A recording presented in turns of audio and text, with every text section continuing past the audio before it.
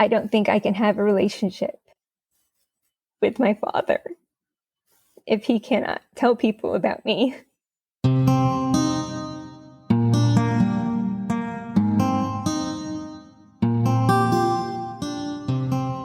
Hello, you are listening to NPE Stories. This is a podcast where NPEs can share their story. I am your host, Lily, and I found out I was an NPE through an ancestry DNA test that changed my life forever.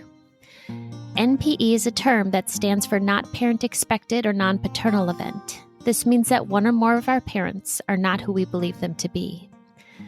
NPE Stories is a podcast where NPEs can share their story of what their original family was like, how they found out they were an NPE, and what their journey has been like since the day they found out. Welcome to episode 65. Today I am speaking with Robyn. Hi, Robyn. Hi, Lily. Robyn with a Y. I love the spelling of your name. Thank you. Where are you located? In North Carolina. You had mentioned this to me earlier. You said you're in North Carolina. Can I ask what city? I live in Greensboro, but I'm originally from Miami, Florida. Oh, okay, you are. And how long have you been in Greensboro? Almost 15 years. Oh, my God. No, North Carolina, almost 15 years. Greensboro for 6 years, almost 7. I lived briefly in Charlotte, North Carolina for a time after college. I loved it there. I thought it was beautiful. A little hot for me. I'm a Minnesota girl, but it was beautiful. And it's cold for me as a Miami girl. That's funny. Of course it is cold for you. All right. So I know where you are at currently, but we're going to hear your story today. This is a safe space. I know you said you found out you were an NPE 2 years ago, and that's all I know about you. So why don't you start at the beginning and tell me who was in your original family? So my original family is very complicated. I'm so sorry. I am one of 10 children. Before my NPE discovery, there were still several different fathers, but we all thought we knew who everybody's father was. I have 5 brothers and 4 sisters, one who was deceased since she was an infant. And I had one full sibling, one full sister before my NPE discovery. When I was young, around 12, I was placed in foster care. That is also the same time that I met the man on my birth certificate. So my dad, I guess. And I guess that's it for my original family. And you said, did you say the first time you met your birth certificate father was when you were 12 or 13? 12? I think it Oh, was really? the year that I turned 12 to 13. Okay. You're right. That is a little confusing. A lot of siblings to begin with. Yes, I have a lot of siblings, and my oldest sibling has a different father than the next. And the next one was a shared father with me, then a different father for the next, and then a different father for the next 2. Skip one who had a different father, and then the last one had the same father as the 2 after the one after me. So it's very complicated. I am the only NPE of all of them. Oh, really? Okay. Once I got my ancestry results and they were a little confusing, I started testing my siblings and did find out that the father of one of my brothers, who has been deceased since 1985, is not deceased. So that was also a surprise. The father wasn't deceased like you thought? No. My mom had told us and my brother that his father was deceased, that he died in a motorcycle or car accident. I can't remember which, and had told us that basically my brother's whole life, and nobody knew otherwise. We had no communication with this other family or cousins or anything from that family. But when my brother got his ancestry results back after I sent him a test, he said he was talking to an aunt, and I had a paid subscription to Ancestry, so I thought I would find his father's obituary. I thought that would be something that would be nice for him to have, information to find other family members. But in my search for the obituary, I found him living. And my brother has been in communication with him, but like many of the fathers of my siblings, he is not a great parental figure. Okay, I understand. Oh, wow. Okay. So is this how you found out you were an NPE, was through the Ancestry DNA test? Yes. But I'm a little slow and I think almost a year, maybe even more than a year prior, might have been 2 years prior, taken a 23andMe test. And I was testing for the gene for celiac disease, which my daughter was diagnosed with. And I did not recognize any of the names in my matches on 23andMe. And I didn't think anything of it just because my mom is not close to her family. And I wasn't really looking for that. I was looking for the gene test. But in the genealogy sites, they said that Ancestry has the biggest database. And if you do genealogy for family records and stuff, that you should test your oldest living relative. And my oldest living relative is my mom's mom. So I bought a test for my grandmother and drove down to Florida so that she could take it. I also bought one for myself. I got the Black Friday sale that year. Mm-hmm. So I went, and my mom is my grandma's power of attorney, and my grandmother has dementia. So I made sure that my mom was okay with me testing my grandma, and that my grandma understood that this would connect me to her family, because I had to make it probably about an elementary level for her to understand what a DNA test did. And she agreed, and she thought it was exciting. So she did it. My mom wanted to do one too. And since I had the extra test that I had bought for myself, I let my mom do that one as well since I was down there. When they came back with no Native American DNA, and my grandma's mom was supposedly full-blooded Native American, my mom said the tests were wrong and encouraged me to take a test so that I would, if my test came back with no Native American DNA, then she would believe it, that it was wrong. We have a high percentage of African DNA. And I have, in my research, I think that my grandmother's mother was Melungeon, which is a mixture of freed African slaves, Native Americans, and white people who thought everybody should be treated fairly and the same, which makes me feel good about my, where I come from. Yeah. So I waited until I could afford another test, which was the Mother's Day Ancestry sale, and I took another test. And so, Ancestry lists your DNA relatives in order of how much DNA you share with them from greatest to least. So at the top of my list was my mom, which, makes sense because she's my mom. And then there was some lady that I did not, she had a username. I didn't know who it was. And then there was my grandma. And so my first immediate thought was my sister who passed away when my mom gave birth to her. My mom had insinuated at some times in the past that she might have been taken away and adopted, because my mom was a teen mom for a second time in the 1970s. And stuff like that happened. Unfortunately, they just secreted them away. But then I realized she didn't share DNA with me or my grandma. So then I thought, well, she must be my dad's daughter or something. So I hadn't talked to him in many years. I gave him a call and I asked him if it was possible that he might have fathered a child that he didn't know about. And he said he was a little wild and it was possible, but that he had always tried to be careful. But, anything is possible. So during this time, I was communicating with this match, and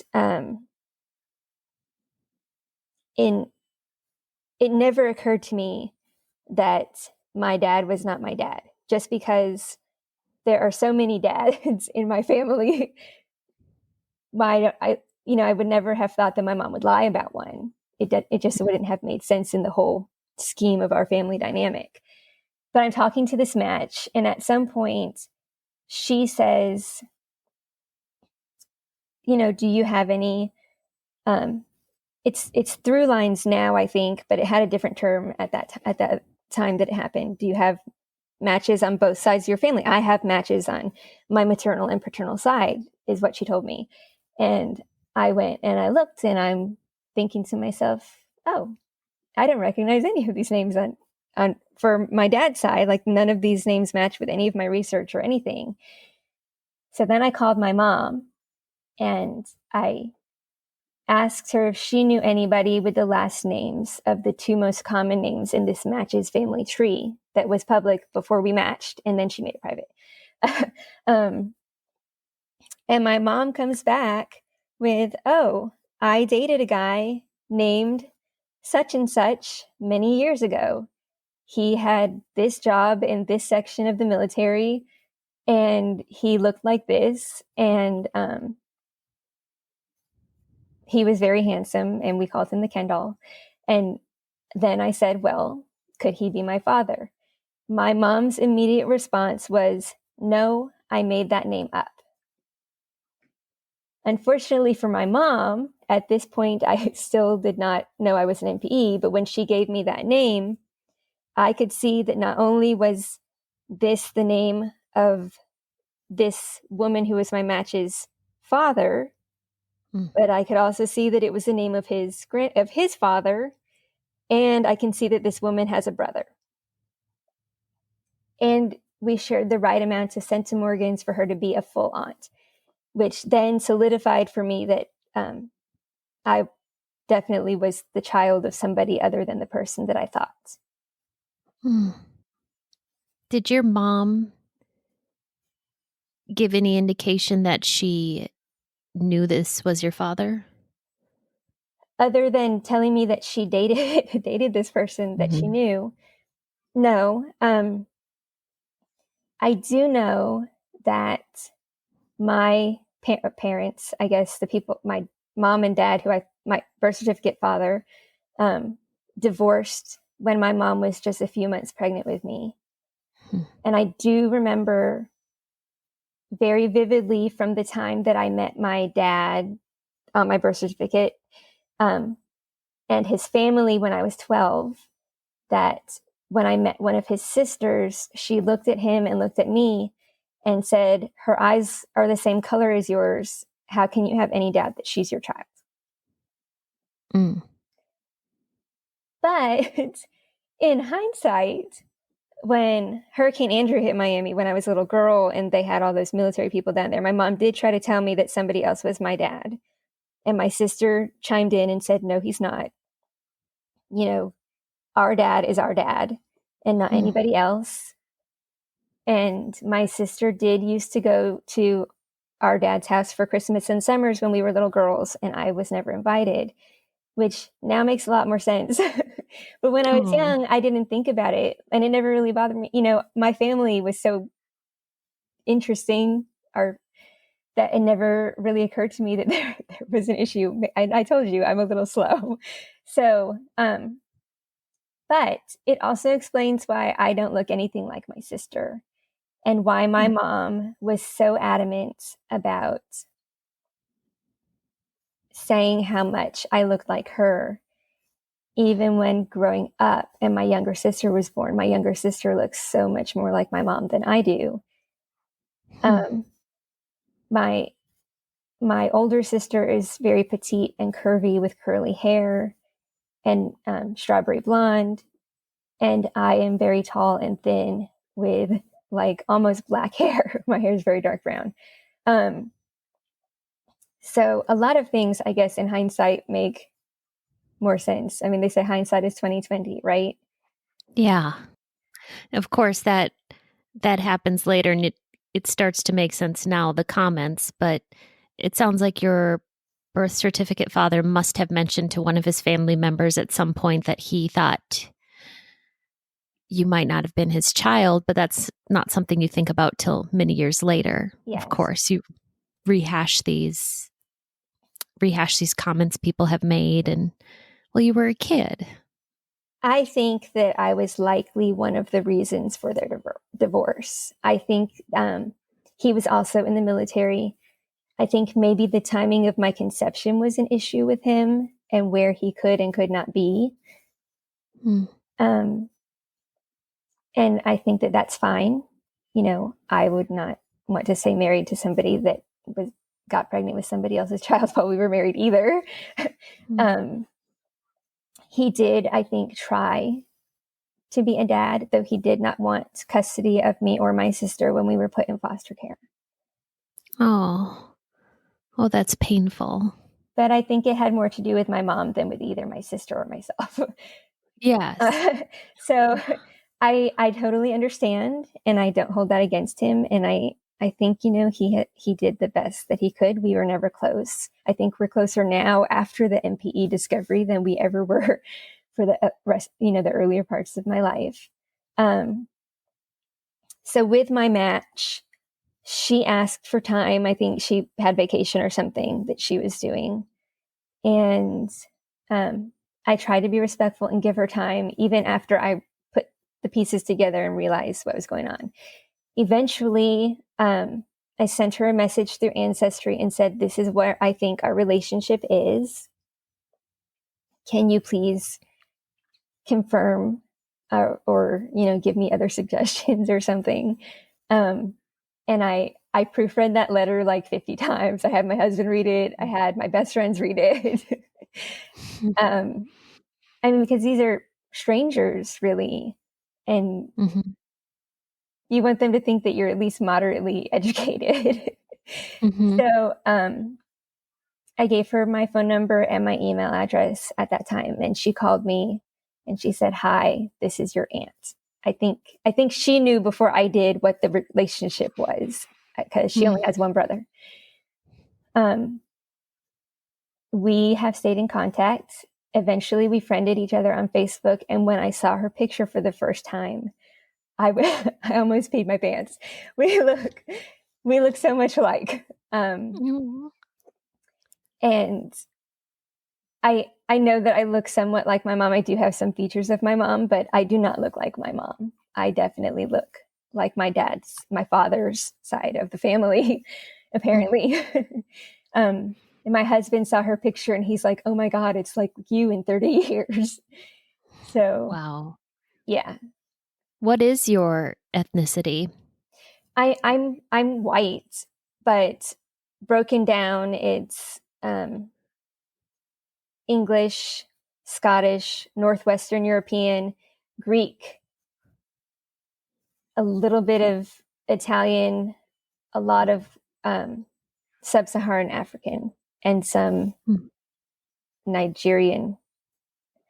I can look it up and be more specific than that. No, that's interesting. I was just listening to Libby Copeland talk about if you have sub-Saharan DNA in you, that at some point there was most likely a slave that was, you know, impregnated from probably a white owner of some sort. And of course, I don't know what I'm talking about. This is just passing along from what Libby Copeland told me, but I'm that wondering. Is definitely a possibility.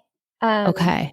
I think in general, I think in my particular family, with the research that I have done, I think that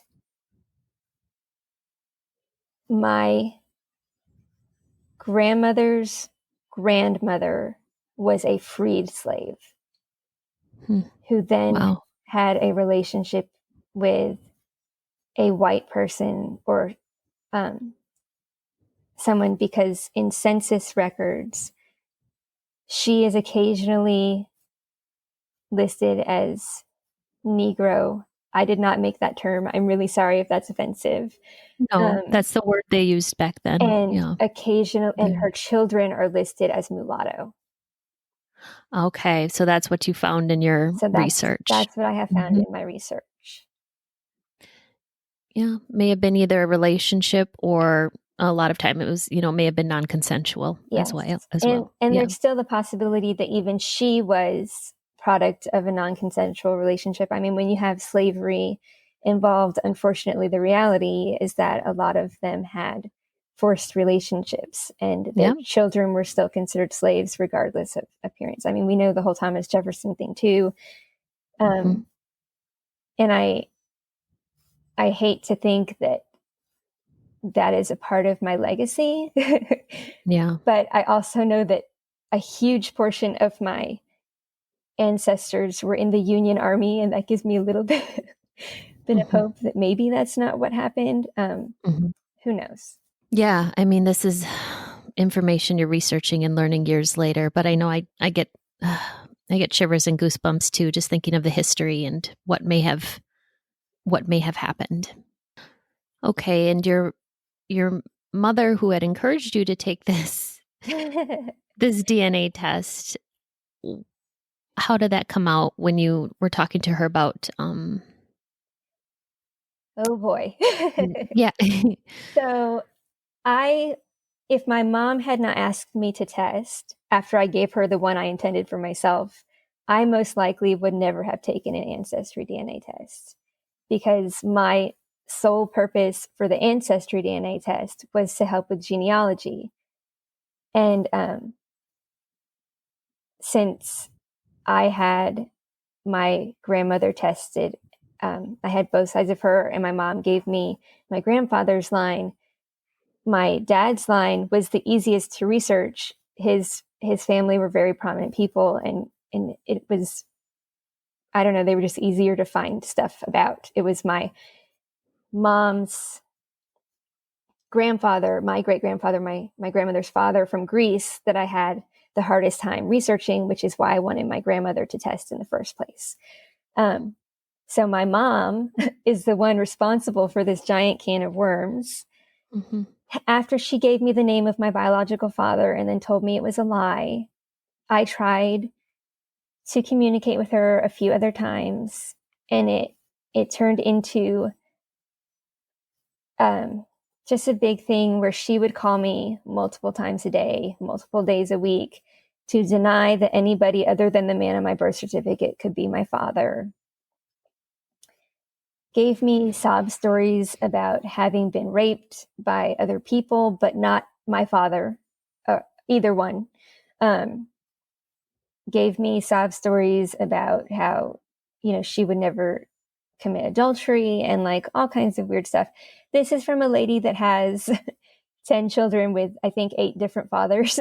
So I tried really hard to get her to understand that, we all make choices that we feel are best for us at the time that we're making choices. And hopefully, as a parent, we make choices that we think are best, not only for us, but also, or especially for our children. And she said that my birth certificate dad, or birth certificate father, was abusive to her. And I can't corroborate. I don't know. Obviously, I was not there. And when she said that, I said, well, if you were unhappy in your marriage, I would not necessarily condone cheating, but I could understand why somebody would cheat, to try to find something fulfilling that they didn't get in their relationship. I tried to make clear to her that I was not judging her for her actions. Like, I am obviously grateful that I'm alive. I have 4 children of my own. I'm happy to be here. She just denied and denied and denied. And that, combined with what became harassing phone calls, became very, very stressful to me.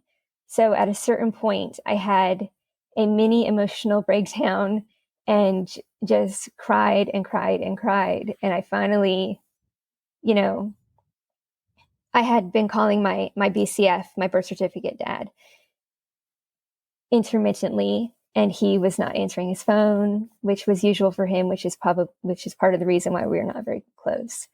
And And the day that I had this meltdown, he just happened to answer when I called. And he agreed to take a paternity test with me. And at this point, I mean, there's always that niggling feeling that, maybe the test is wrong. Maybe I am wrong. Maybe my birth certificate dad is my dad, and my mom telling me these stories and stuff too helped perpetuate that thought. So I drove down to Florida right before New Year's and took a paternity test with the man on my birth certificate. And they check 2 forms of ID. You have to both agree that the person that's also testing is the person you think they are, that kind of thing. And we discovered that day that we had the same blood type, which then also made me think, well, maybe my mom is right. Maybe something did get messed up. Anyways, this paternity test that we took came back 0% chance that he is my biological father. Mm-hmm. And I feel so bad for the gentleman at the paternity testing center or the blood testing center. They also do drug testing and some other things for the court system and jobs. He felt so bad when he told me, he's like, I'm really, really sorry, but he's not your father. And he told me, I thought that he was your father. I thought that he would be, especially since you had the same blood type. I'm really surprised. And I told him, I said, I guess I'm not as surprised as I could have been because I've done ancestry DNA. And I explained to him a little bit about the situation. He was like, oh, but he still felt bad for being the bearer of bad news, I guess. Yeah. And my mom, I sent a picture of the paternity test results to my mom. And she said that my husband fabricated it on the computer and that we made it up. And oh my God. Yeah. And why, and that company doesn't even do paternity testing and they're not open the day that we had the tests. And she's actually right about that. So when I called the paternity testing site, the worker happened to be from my area of North Carolina, and he recognized my area code on the caller ID. So I told him that I needed a paternity test, and really for my mental and emotional health, the sooner would be better. And I could be there these days. And he opened for us. So I really kind of owe him for opening so that we could do this paternity test. So my mom is not wrong about that. They were technically closed, but they did do our paternity test and they did check 2 forms of ID. And it is a legitimate testing site. Yes. And your husband did not make up this paperwork on Photoshop. No, we're not that creative or talented. My husband might be, I'm not. But no, we're not that creative. So at this point, I think I had tested my oldest living sister and 3 of my younger brothers, maybe just 2. I'd sent a test to my older brother, but he didn't take it, even though he asked me to send him one. I ordered a test for my sister that we supposedly shared the same father, and she agreed to take one. I drove down to Florida again. It's a lot of driving to Florida the last couple of years, which is fun because it's warm down there. I like it. So yeah. She agreed to take the test. All of my siblings agreed that they thought my mom was lying and didn't understand why she wouldn't just be open and honest about whatever the situation was. My sister's test results came back and I couldn't remember the password of the email that I created for her. So that was a minor hiccup. And we had to 3-way call Ancestry to convince them that she was her and I was me, but that I had access to her test. So we got that all figured out and I saw her test. And of course, she came back as a half sibling in the centimorgans worth of DNA. She matched my birth certificate dad's sister who had tested for me, who two of his sisters that I've been in communication with, they have just been really wonderful about this whole situation.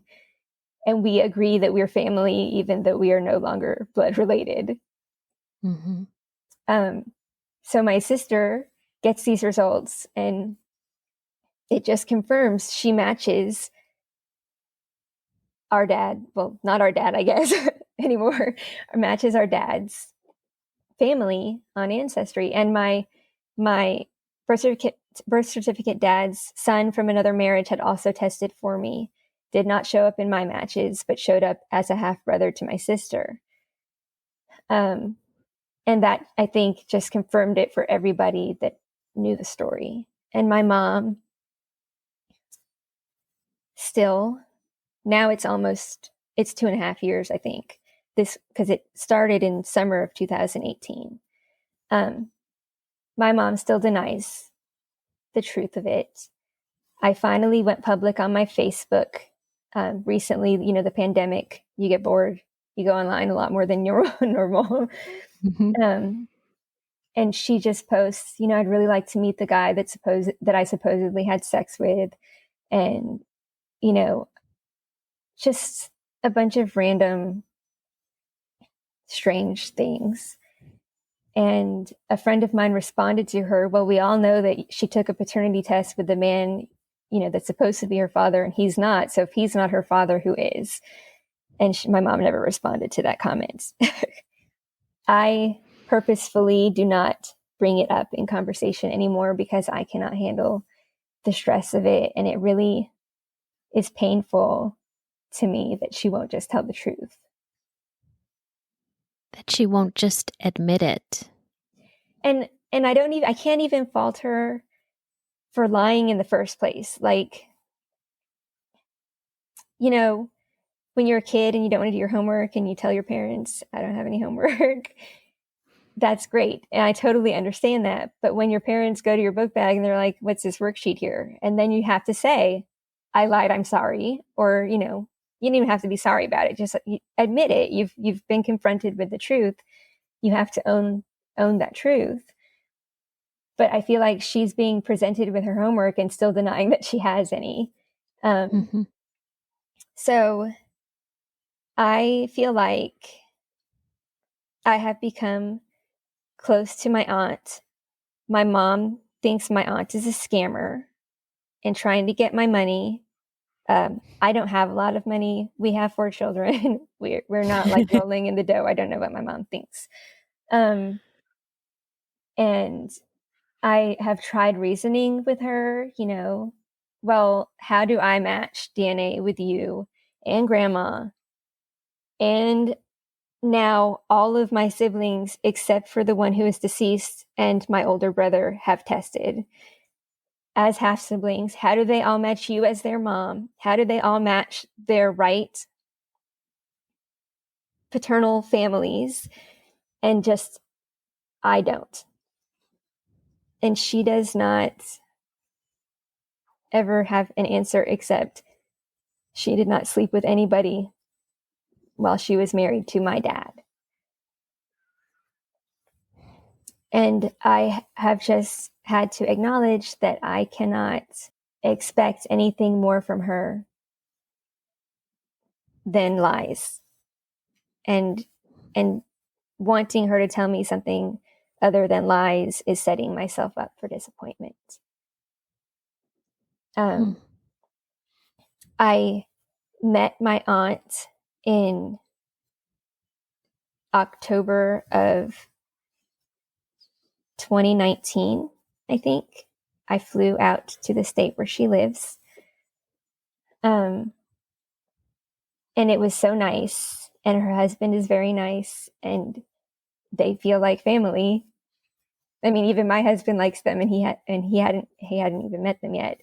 They visited this past summer during the pandemic. We sat outside in my backyard. They surprised me. They worked with my husband so that I had no idea what was going on until my aunt sent me some weird text message like, there's a weird car in your driveway. And I thought that she was texting a neighbor and just hit my phone number by accident or something. And I'm like, what? Again, I'm a little slow. So I showed it to my husband and he was like, you should go outside and check. And I'm like, why would I check our driveway? Obviously, she can't see our driveway from where she lives. He's like, just go outside and check. And I'm like, what the heck is going on here? So I opened my door and they're just out there in their truck. So they have met my children, socially distanced, obviously outside, and we all sat really far apart. And it was just nice. It was very nice. And she wanted to see you and your family. That's sweet. Yeah, it was really nice. And then, because everybody wants to get together during a pandemic, I get a text message from my father, my biological father, asking me to meet him for dinner in a local restaurant to me in the state that he does not live in. And I thought maybe he was trying to plan a meeting at some point, and I was just kind of like, now? And he said yes. And so I had not showered or anything. I don't even know if I brushed my hair that day. Things get crazy in the pandemic. And we drove over. Well, I went alone. I drove over to the restaurant and I could tell that it was him from far away. I should mention that I can't see very well. But I could tell that it was him because of his body language. And I got out of the car, after with my mask on and stuff. We were safe and walked up to him. And the first thing he said was, "You walk just like me." And it's true. My body language is very similar to my paternal family's body languages. And we really do we walk the exact same way. It's so strange. And we talked for 2 hours at this little Thai restaurant near my house. And it was nice. And I'm glad I got to meet him. I don't know if I will see him again. Okay.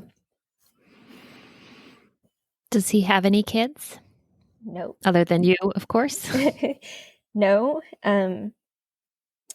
So back in 2018, I was communicating already with my aunt. We were becoming friendly already. And she forwarded him that last thoroughly proofread letter that I told you about earlier. And he eventually called me, I think December of 2018 was our first conversation, if I'm not mistaken. And I asked, did he remember my mom? And his response was that they were young and foolish. And I asked him if he had children, and he said no, that it wasn't in the cards for him and his wife. He did not cheat on his wife, I think is very important to mention. They did not meet until I think I was kindergarten age, at least based on the information that I have.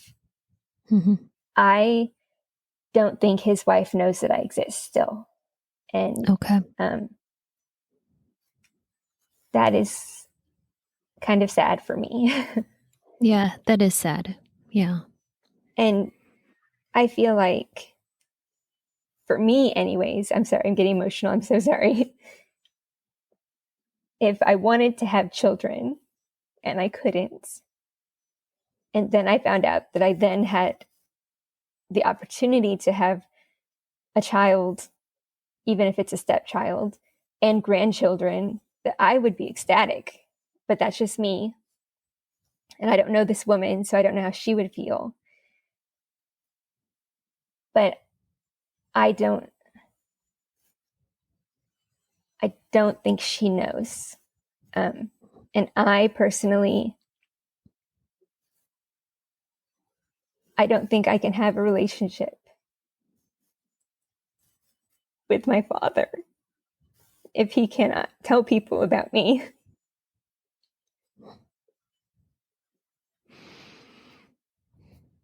To not acknowledge his own daughter is beyond painful.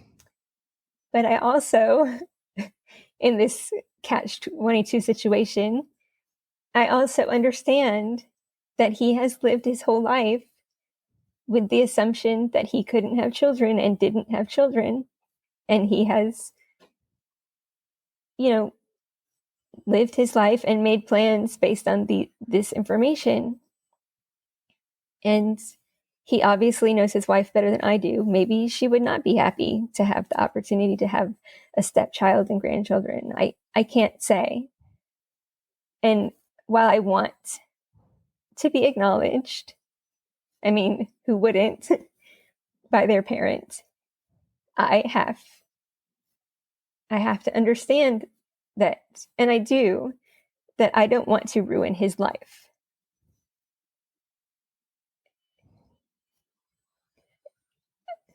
I'm sorry. If he knows his wife and she would get upset, then I don't want her to get upset. They've been married for a long time.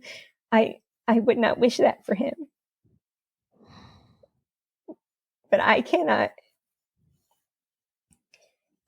emotionally invest myself in a relationship with someone that cannot do the same with me. Exactly.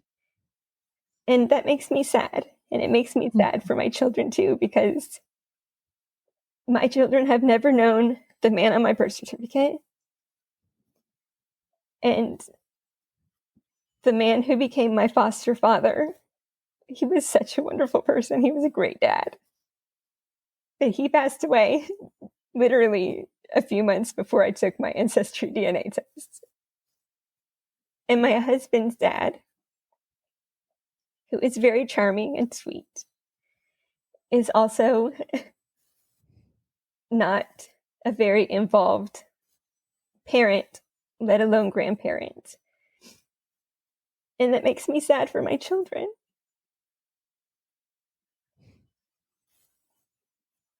Because we always want, well, I guess not always, my mom. I want my children to have family. And I don't know if family is so important to me because subconsciously I've always been aware that I was a little different, or if family is important to me because I grew up in foster care, or if it's just inherently part of who I am, But I wish that I could call up my father and not have to worry about if I'm getting him in trouble with his wife, if she's going to start thinking he's cheating or something because he's hiding phone calls or text messages, or if I could call up his wife and ask her for a recipe for potato salad or something. I don't know, And I think there's a really fine line between reality and what we want to happen. And it obviously is a two-way street because I can want ABC, but my father could want XYZ, and we don't necessarily have to want the same things, and not wanting the same things does not make either one of us bad people.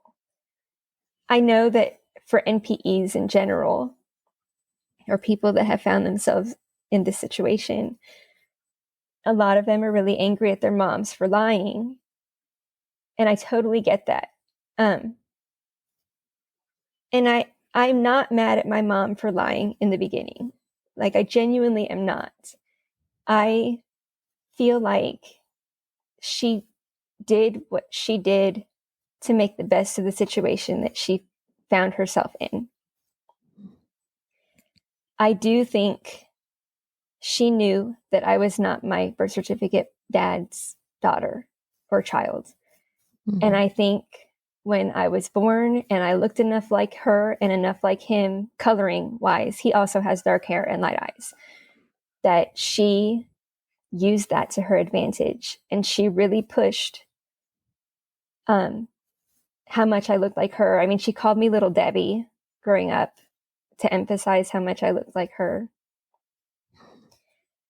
But she also called me her smart child, which my siblings are plenty smart, but she referred to me as the brains.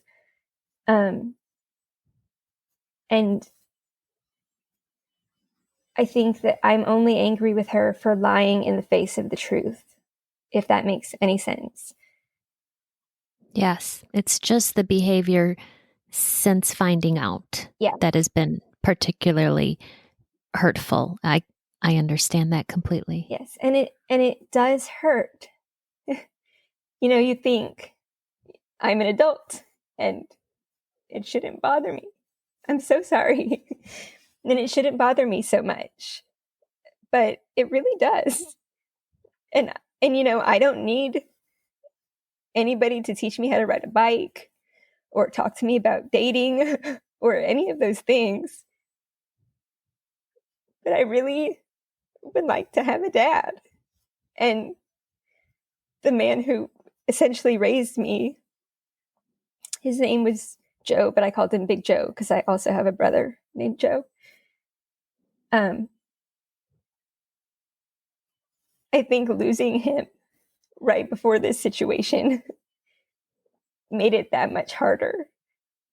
And it made me, or makes me, want so much more, I guess.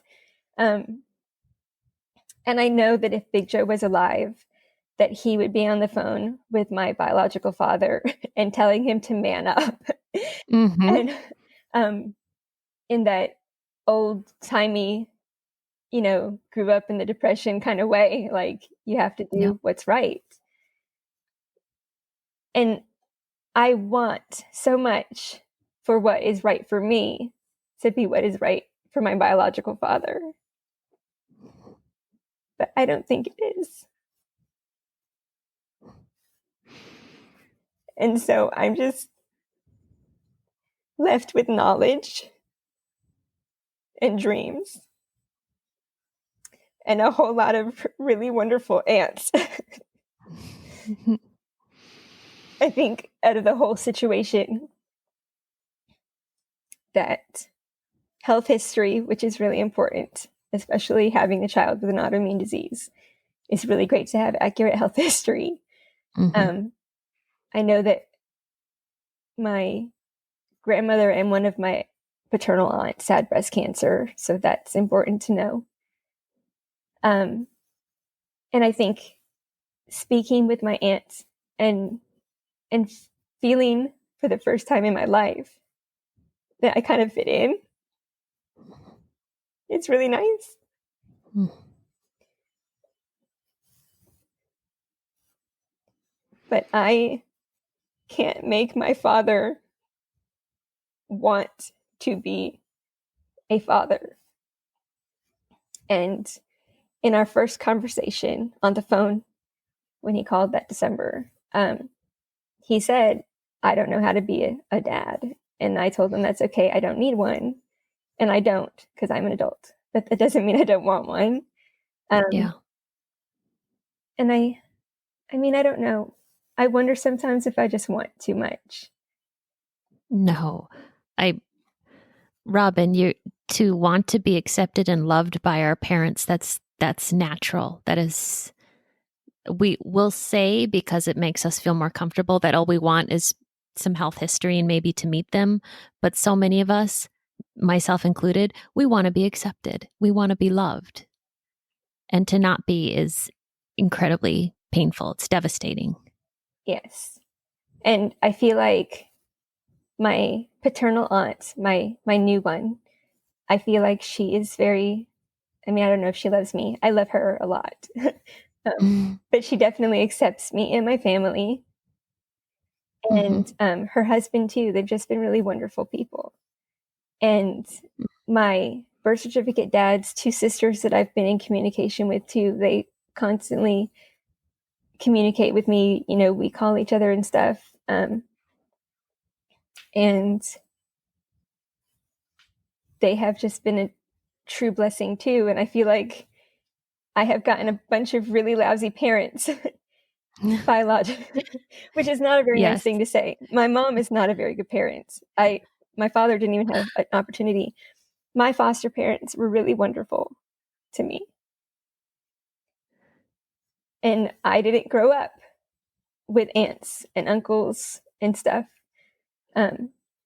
my foster parents took me in. They were in their 50s or 60s already. And I just have a lot of really good aunts, I guess, is at the end of the day, that's the easiest thing to say. I have a lot of really good aunts, and I am very, very grateful for them. And I try to remind myself that I am very, very lucky and very blessed to have these people in my life, even if I don't have all the things that I wish I could have in my life, and my siblings, even the ones that struggle with some things, I really love them and am so glad to have them in my life. Mm.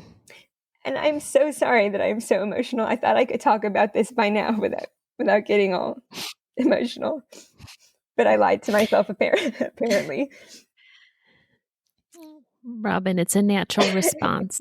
I can feel the love and gratitude you have for your aunts and your half siblings, and I bet, I spoke with you off the record for quite a bit today, and you fill your home with children and family, and I bet it's because of your own upbringing that being a mother and a loving parent is that much more important to you. You've broken that cycle. I hope so. I think we're all trying to break my mom's cycle. And some of us are doing more successfully than others with that, unfortunately. Back to the NPE thing. My older children know, because, they're old enough to know. My oldest son wants to do Ancestry, but I told him he has to wait till he's older. And my 13-year-old loves my paternal aunt. I think he loved her before I did. And he's only talked to her like once on the phone and met in person that one time this last summer. But they have stuff in common too that is just so weird and random. Like, I really like funky socks and my son really likes funky socks, and my aunt does too. And just funny stuff like that. I think even without the relationships that we have the potential to build, if people are willing to, be part of that, I think just knowing that there's a place where